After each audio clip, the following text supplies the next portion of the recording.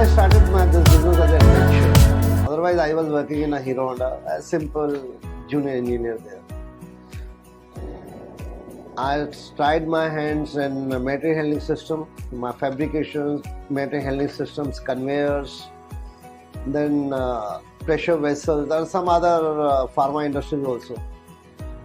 But after getting all kind of experience, then I concentrated this thing on my chilling system, refrigeration system in 2000. My wish is this, and I'm working on that. I want to make this Drycool brand and the top 5 brand in India in next 4 or 5 years. Let the Drycool be one of the top brand, and one of the top brand in 5 brands. And for this, I'm trying to be making more offices, promoting ourselves on various platforms, participating in exhibitions and all this thing. In addition, I'm also exporting the machines, and to increase the export turnover, we are participating in the exhibitions and trying to make some dealers and networking there.